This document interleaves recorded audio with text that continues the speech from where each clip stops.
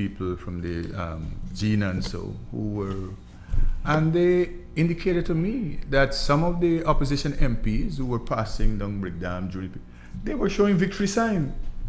Wow. At the people who were about to be on the breadline, like they won something. Wow. I mean, it is the most ridiculous and callous thing that here you are, your action is responsible for hundreds of persons who will be affected, not just that one person, but families, because many of these people, they have their children and they have their family to deal with, they have their mortgages to deal with, they have their car payments to deal with, and you are showing victory sign like you did something great and marvelous when what you're doing is punishing ordinary people who have done you nothing.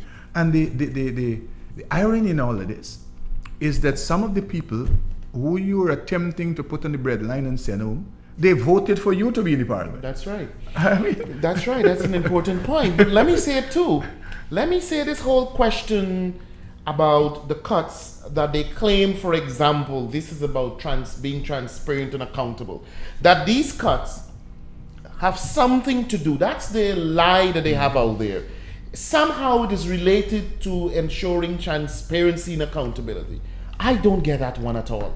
I mean, this is a budget we're talking about. Well, it's scrambling for explanations. Every day the explanation changes. It is scrambling for explanation. I mean, you ask hundreds of questions of any issue during the budget debate. There is none of the projects that they have cut, they have found any fault with. There isn't a project that they have said, listen, we don't want it, we don't like it, it is a wrong project. They have not said that to any. I heard even I remember reading Sunday, I think, I was reading the AFC corner, and where they're saying, yes, we are all for the Amalia Falls project. We want this hydro project to happen. Contradiction. We will support it. We are supporting it. And yet, you cut $18 billion for the same project that you said you want and Guyana need to have happen badly. So there isn't any explanation other than spite. And as I said, Mr. Granger stated the real reason. Vengeful. It was trying to utilize this threat of the cut as leverage to have the government buckle to their demands. But Joe, as we talk about, isn't this part of some deception plan? Because I get the sense that all of this is being done as well because out there the opposition wants to show and maybe has to show in some ways because of what they have mentioned to their supporters, that we will run things, we will run the government, which is not practical, but this is what they have out there. So isn't this some part of some I think the deception issue is, plan? Kwame, and it is important for people to note, and you have to go back. Sometimes when you want to understand what is happening, you have to go back. You would note that at election time, APNU came into being. What they presented, that is the first deception. What was presented to the Guyanese people is that 10 political parties or entities had merged and became this grand coalition. The reality is, it was 1.5 political party, or 1 1/4, 1/8, because it was the PNC, and if you want to call the WPA a political party, you can give them a 1/16 or 1/32 of what a political party is, and so. So that is the first deception. There wasn't any grand coalition of any 10 political parties. That is APNU, first point. Second deception is that elections, the 28th of November. You would know, Kwame, that at 2 o'clock of the 29th, we were clear as to what the results is and will be. We knew by 2 o'clock the 29th that Donald Ramutar was the president-elect. We knew that. If the APNU and the PNC, they were doing their work, the same results we had, they would have had it or should have had it. And so, since the 29th, they would have already had the information that suggests that the PPP had the plurality of the votes. Yet, you would note on the 30th, Ms. Norlene Lester and James Bond and a large convoy rushed down into Georgetown, and they had green flags and they were tooting horns and they had a victory party. They were saying in the streets of Georgetown that they had won. This is victory. That is what they were saying the Wednesday the 30th. At the same time, I saw Mr. Granger was being interviewed, and they asked him, they said, okay, the PPP had put out on the internet that Dana Ramatar will be declared president. And I think GCOM had some problems with that, and the media was asking Mr. Granger about that assumption by the PPP. And he said the information they had did not suggest that. And I recall the journalist asking him, then what information you have at your disposal? He said the information they have suggests that the two parties were neck and neck. That was his word. That is the PPP and APNU at that, the 30th. The point is, how are you going to be neck and neck with me and I am 10 points ahead of you? Mm-hmm. I mean, what kind of race is that? You understand me? So that went, and you would know all the shenanigans that happened out there with the police and whatever. This deception was still continuing. People were still fed that they were denied victory. I recall the 2nd, I don't know if you remember, the 2nd of December. The president had summoned a meeting with the two political parties at the Parliament building. A Friday evening, I think. Yeah. I recall I was by a friend's business, that is at Kampala, Ivor Allen business, and I heard this ruckus in town coming down Brick Dam and Hatfield Street and so. So I wanted to know what was happening in the city. He also had a great concern, and he sent his driver to find out what was happening. When the driver came back, he reported that what the people were going to Parliament buildings, and the instructions and information they had at the Square of the Revolution, because apparently they were assembled there, is that Mr. Granger is to be sworn in at the Parliament. So I'm trying to show you this pattern that, so the people are fed all of that. Now Parliament is called and they're fed again, deceived into believing, because the discussion out there is to say that with a one-seat majority, the opposition will run the government. That is, I have heard hundreds of people who were opposition sympathizers saying that we will run things, we will run the government, because that is what they are being told. And therefore, that ring of deception is creating this unnecessary condition you have in the Parliament, where you have Mr. Greenwich bringing motions to the Parliament that Mr. Greenwich knows, and the opposition leadership and membership knows, will not change anything. All these motions, they will change. I mean, the motion to say that the judiciary must become independent and not a budget agency. Yeah. That motion is just gaff. It changed the same way the judiciary procedurally was structured in a financial way the day before that motion. It is the same way it is tonight as we speak. So the motion did nothing. And they have several of these motions that will be coming when the Parliament reaches, when we reach on the 30th and 31st. The motion to deal with the president's benefit. I mean, the person who they're trying to get at is the former president, Jack Deo. Mm-hmm. That can do and will do nothing to Jack Deo's benefit. Because even if they bring an amendment, as I understand it from my legal friends, laws are not retroactive.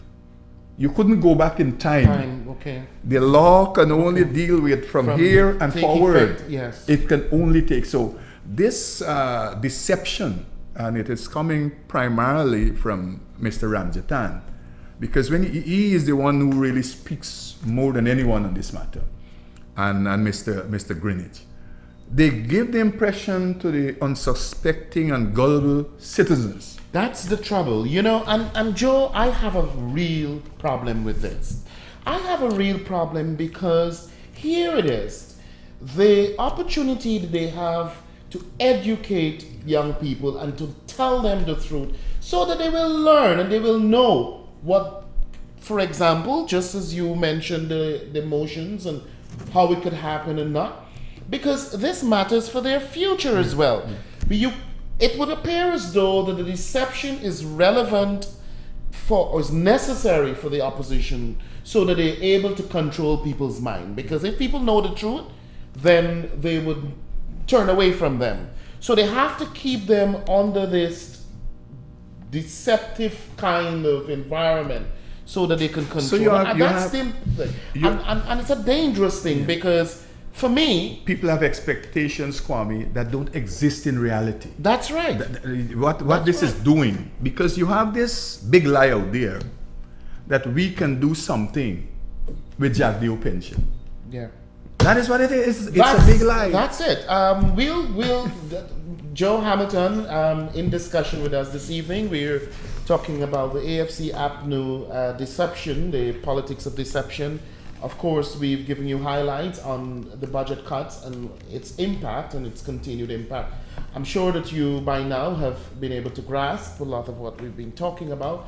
We'll be opening up the telephone lines very shortly, so please make sure that you have exactly what you want to say and be quick through the telephone lines so that as many people as possible can be able to make contributions as well. Turn down the volume of your television set as you attempt to get through to us here in the studio. I want to say, Joe, let's move a bit. We have another interesting development here. This is the AFC whistleblower on corruption. This is a member of the Berbicians executive of the AFC working during the last election.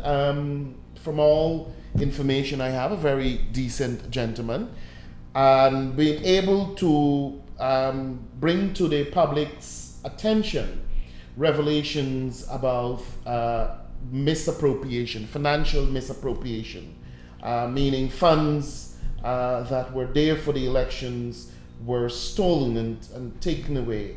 The allegation points to the Ramaya and others in the AFC. And of course, this is something that has been out there. The AFC has been quiet on it. And of course, what is interesting about this all is because these are the very guys that come out there and pretends to us that they're angels. I know a lot of stories about them all, but for tonight we deal with this particular. What is the impression on this particular issue at the moment? What is instructive, Kwame, is, as I understand it from Mr. Yusuf, he was trying to get the attention of the leader and leadership of the AFC since the 1st of February. That is what he's saying. February, March, April, May. We are 4 months from when Mr. Yusuf was trying to get the attention of the leadership. He is saying that in all his engagement via emails and otherwise with Mr. Ramjatan indicated to him that he was always busy to deal with this matter of corruption, misappropriation of this $4.5 million and whatever it is. And he indicated to Mr. Ramjatan that if you continue to deny me the opportunity to hear my concern within the party, I will make this matter public. So they were forewarned that because the gentleman comes across to me as an honorable person. He is saying that his training is accounting and financial matters. I think he said he's a chartered accountant, so the issue with numbers and figures he has acquaintance with. So the thing is that here you have a gentleman who I suspect gave his all and his commitment, and his family also, because he's saying committed themselves in 2005 to this party that presented itself as the holier than thou party. And he is shocked and he is dismayed that 7 years into this holier than thou conversation, you have a situation where a man went beyond what was given to him to spend at the elections, and he is saying that without authorization, he spent $4.5 million of his money to run this campaign, or to help to run the AFC campaign in Berbicians. And secondly, he wants this money so badly that he put in place a committee, a management committee, whose primary role and objective will be to do fundraisers, to raise money to repay Ramaya is $4.5 million. Even though, this is crazy. even though Ramaya is unable to present to the committee Receipt. any paper trail, any receipt, any documentation of this expenditure of $4.5 million, is asking the membership to do all you can via fundraisers and whatever activity so that I can get back my $4.5 million that is saying he spent, even though he has no documentation. And Yusuf is disputing that. And Yusuf because is disputing he was that. there doing the accounting Yusuf and is everything. saying, listen, it could never be. The thing is, you know what is instructive also, Kwame, is that Kaichur News, Oh, they haven't picked up that on is it. this always with a big splash Oh, yes. of whatever is assumed to be corrupt. Silence on this matter. Starbuck News too. I'm going there. Starbuck News. That is Starbuck News, they're very close with the AFC. They're the moral barometer. Anand Prasad from the Starbuck they News. present themselves as the moral barometer in this country. Yeah. Here you have a matter of a serious allegation of misappropriation and corruption within the political party. And Starbuck News, not even in the sports page, sometimes when they want to hide things, they put it somewhere in the sports page so that not even, and you have Kaichur News, whose owner presents himself as the guardian of righteousness and goodness in this place. Nothing in those two newspapers about this matter that is out there at least 1 week, such a serious allegation about a member of parliament, and they are not speaking. It informs you as to what the program is of these papers. Yeah. Well, and this is not the only executive member that has been implicated in this kind of corruption scandal within the AFC. We've seen with Sesnarayan Singh, the businessman, coming out, and with all of his bluff, he's promised to take the man to court. He couldn't do it because, of course, the evidence is solid. And what I understand, Tommy, is that there's another issue within the camp of the AFC where Mr. Balwant Prasad, I think the man name. Balwant Prasad, yes. He has come forward to say, listen, Mr. Gerard Ramsarup, who was the treasurer of the campaign, is yet to account for $100 and something million $115 million that was utilized in the AFC campaign. So he is saying, listen, no one has accounted yet for this $150 million that they have stated. Well, if you got this little party and they can't manage this little money, I don't know how they could manage. Good evening. Yes, Mr. Kwame. Yes. Good evening, Mr. Hamilton. Good night, sir. Yes, sir. I listen to your program, boy, and I like to enjoy it with these Berbician things, I'm a Berbician too, and I even when Ramaya giving the complaint now, $40,000 a day where he paying the workers, and the Koras where he cooking for the people then. So that to be a lot of curry for reach 4.5 million. Satan giving everybody in Berbicians a free transport, is one surprising thing in this country. I don't know if this country run by Mr. Ramjet and Mr. Hamilton just said they're getting flagged and You know, hallelujah, people let them win everything. But God there in this world, and God will see, and God can judge it. okay, thank you very much for coming through. You know, the important thing is that people were warned about all of this. Yeah. Everything that you see is playing now. We warned you. We gave you the signals. We told you in the campaign trails. All that is happening with the AFC and APNU, before we told you that they were all but one. The whole gimmickry that they were separate and independent was never so. And we had given you the notice, the warning even before.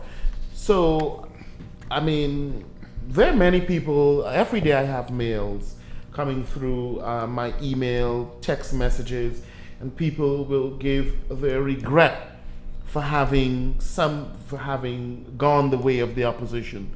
They've given a regret. I mean, Kwame, I was looking at the reports coming out of on the internet, the meetings in the Amerindian communities, and that is one of the things so many persons were saying that if they could have turned back the hands of time, and if there was any way that they could have retake or recoup their vote, they would have. They would have done You know, so. we have a tape actually with, I'll ask the operator to play it. You'll hear the Amerindian brothers and sisters speaking out against the budget cuts and, of course, the effects that it would have on their livelihood. Of course, as you know, because of the LCDS, they'll no longer be able to have their land demarcation, their land titles. The solar panel project is affected. The community development projects are affected. The microcredit facility for poor farmers and housewives and women, single parent families, that too will be affected because the monies have been cut out of the budget by LCS. So while we'll take this call, in the meantime, we'll ask Samal to go to the tape for us and give us some of the clips of the persons who have spoken on this matter, our Amerindian brothers. One of the things the public must note, Kwame, with this LCDS, that two of the gentlemen who voted against the budgetary allocation for the LCDS are members of the stakeholder committee of the LCDS. That is Dr. George Norton. Oh, yes. And Mr. Alicock. Yes. They are members. All the planning, all the plans, all the programs that came into being. And these are opposition MPs. Yes, they are. Look at it. What is I mean, it is this the most bizarre thing. It's silly. That these two gentlemen sat for a year or thereabout, more than a year, they were in that committee. Together with all stakeholders from all the fabric of society, and they planned and they said, these are the programs, these are the plans we will bring to bear to spend this money. And the same programs they helped to fashion. This is treacherous. These two gentlemen, very treacherous. they voted against their own program that they designed. Yeah. Dr. George, and people must know that. George Norton from the APNU and Sydney Alicock from the APNU. Voted against both of them. Programs that they helped to fashion. Hello, good evening. Hello, good night. Yes, good night. Good night, gentlemen. Good night, ma'am. I'm calling on behalf of your Square Talk. I am very disappointed with AFC, what they're doing. And I want to say it loudly and clearly. They want this country turned like the Somalia and the other country. Okay. Well, they go to... Hello? Yes? Yes. Okay, fine. That's your contribution? There is many people who's going to be hungry. Children. People who are single parents. And so many more things. The old people. Who's going to help who? Yeah. Think about thank you very much. Thank you very much. Yes. The point is, Somalia, you have people must know this. More so, the Amerindian brothers and sisters, they must know. This is a clip there. Make 10 steps backward now with these things. And I feel greatly betrayed by our Amerindian brothers and sisters who stand with this, who supported in the cuts. we are betrayed. We will tell them, just because they betrayed us. I feel that the opposition has done a great wrong to Amerindians of Guyana, because everybody is looking forward towards development, be it educational, be it physical and social. And this cut that has been done by the opposition has really made me feel sorry, and not only for the community of Sawario, but all Amerindians in Guyana. It is sad to know that we in the hinterland area are facing problems. See, the people on the coastline and people living in Georgetown, they're not facing as what we are facing. And it is sad to know what the opposition have done. Is this love for the indigenous people? Oh, good. Why is it now the oppositions are doing this to us, cutting the budget, what the government is given to us? In all these years, and here, I am very sad about it. I am an Amerindian woman. That some people voted for change. They get change now when they cut in the budget. But we are saying, I don't think, because it happened in this first year budget, as you rightly said, next year it will be even worse. They would even want to cut on else. I've given you a short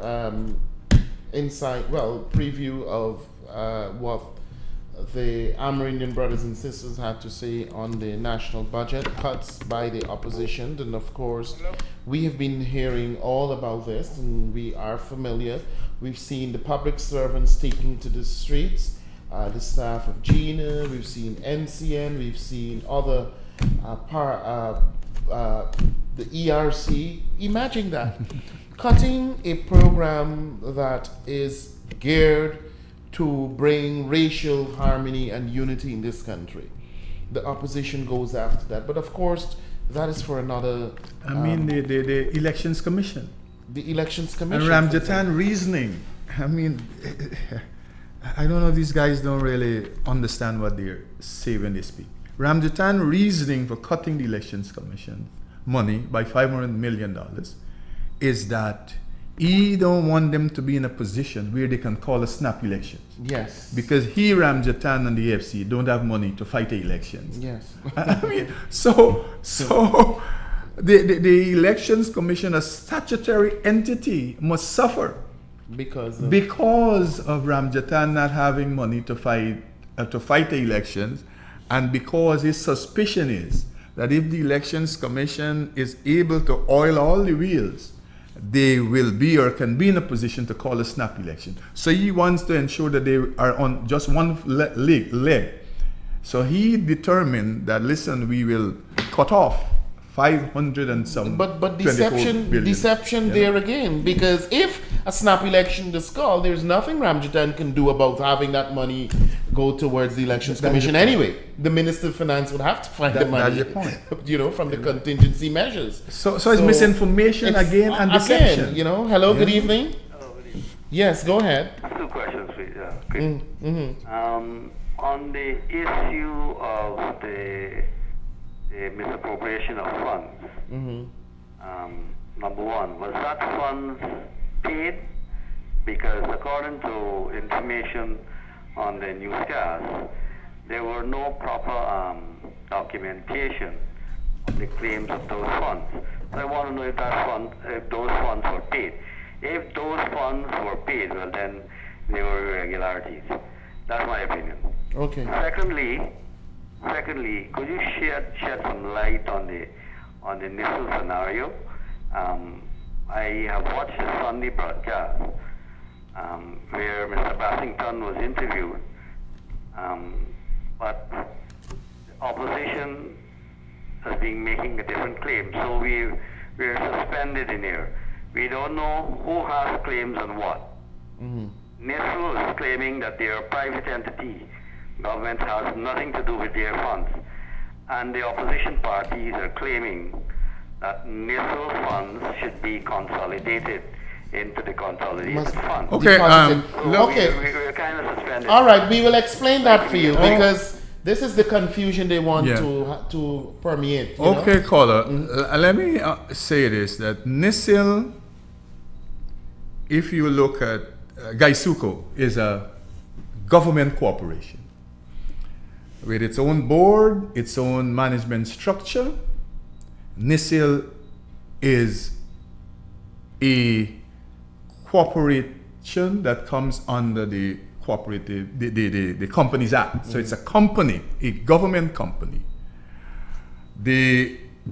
As indicated by Mr. Brasington, NICIL, it has been submitting all its reports and audited statements. NICIL is overseeing, for that matter, several government companies like Guy Oil, the Guyana Shipping Corporation, the Linden Electrical Company. All of those companies, they're subsidiaries of NICIL. So this is a government, and it's not one of the things people must know.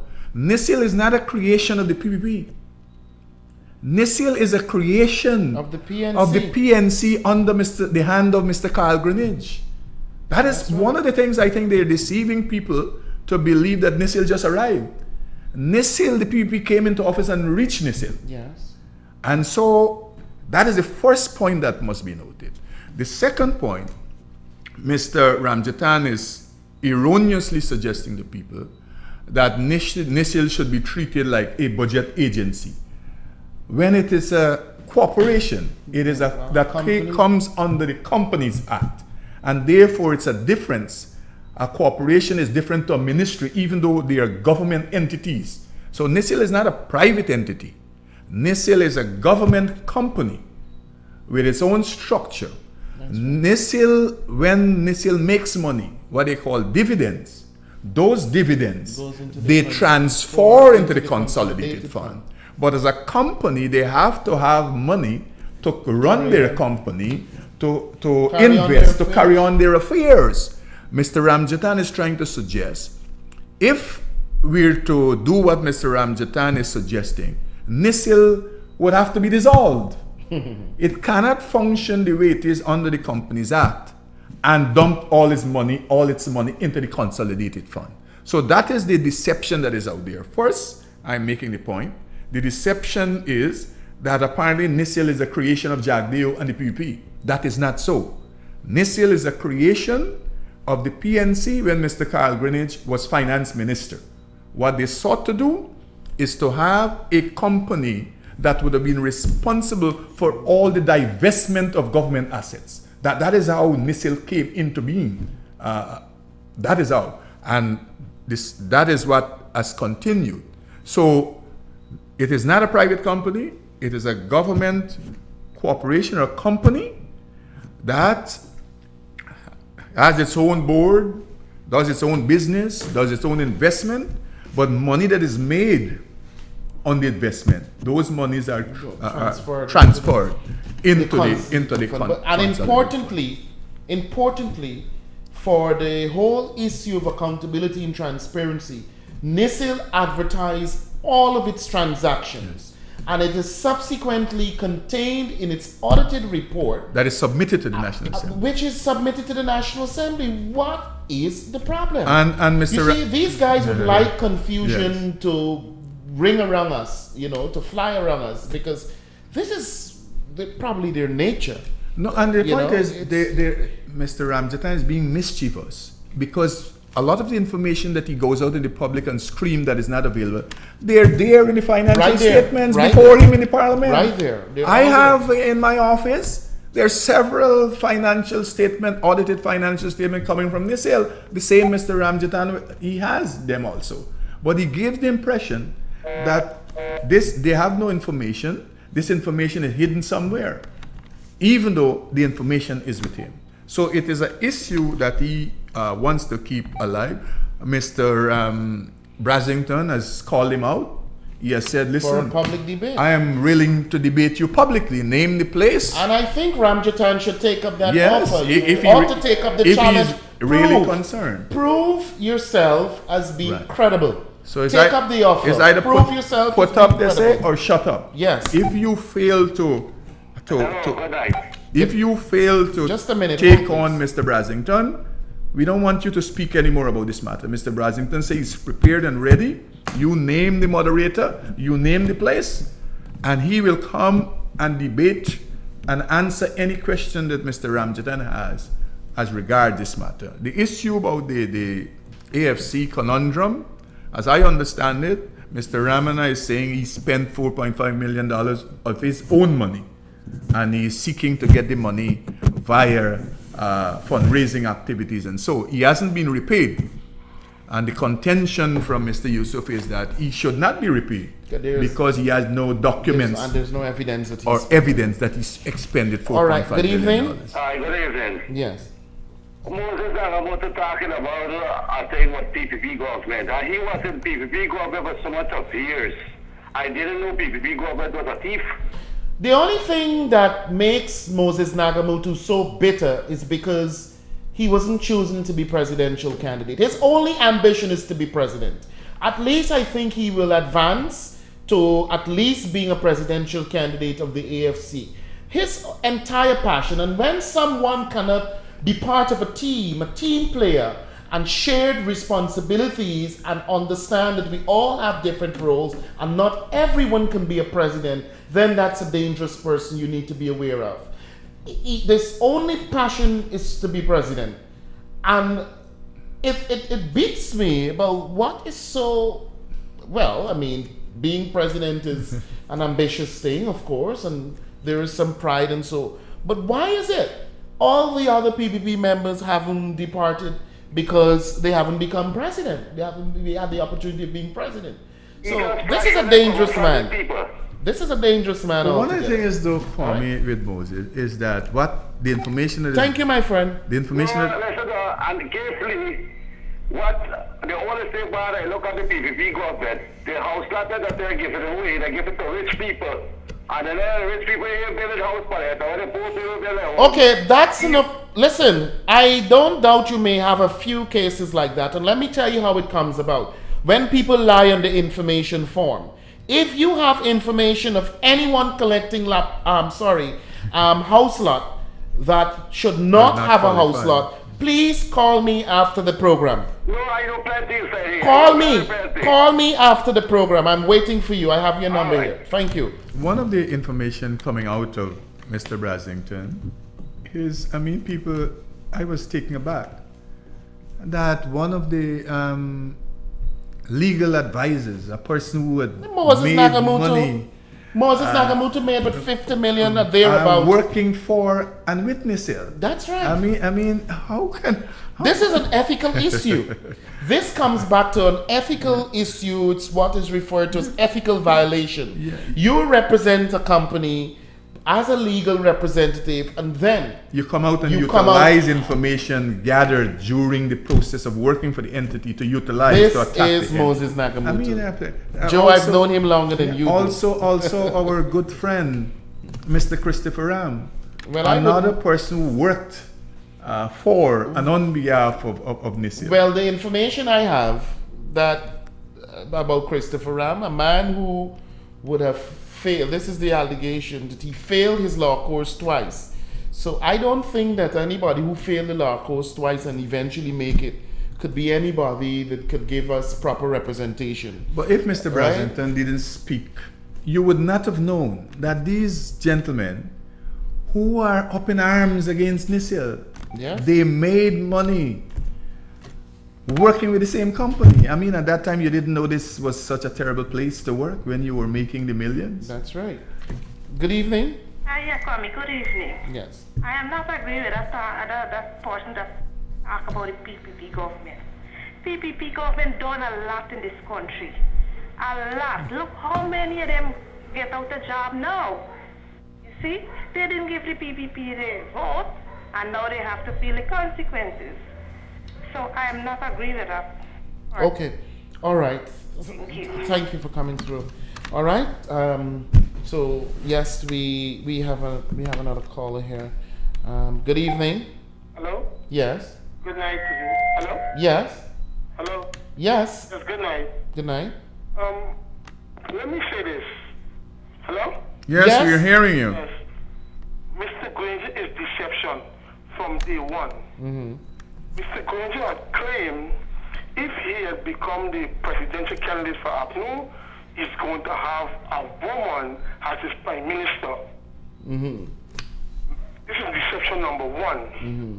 Deception number two, Mr. Granger did not turn up at Linden for his meeting Israeli at Linden. Deception number three, Mr. Granger claimed he will work with the president of the day to better this country. All this is deception, real style of a dagger, real backstabbing equipment.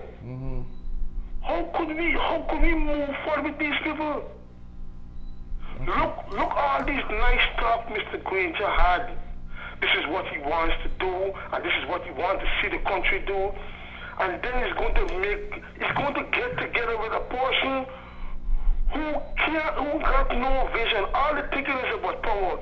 Moses Nagamoto is one of the person that found getting information service when he was measuring information.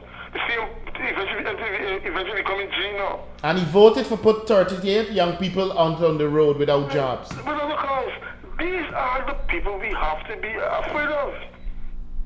Joe, when that meeting was at Stone Avenue and correction at Johnson, I think it was, you said something like, look, we got to be careful of our future because the past, if we don't take care of the future, our past is going to be our future. And it's something we're looking back to, the PNC showing all the real bad qualities. Systematic, they're so innocent. Granger is not coming out and saying, look, he's the person behind NICIL. He just got I have a note. Every project that is targeting, all the Jack Deal signature program. Yes. All. Okay, thank you very much, caller. We're running out of time, so we'd like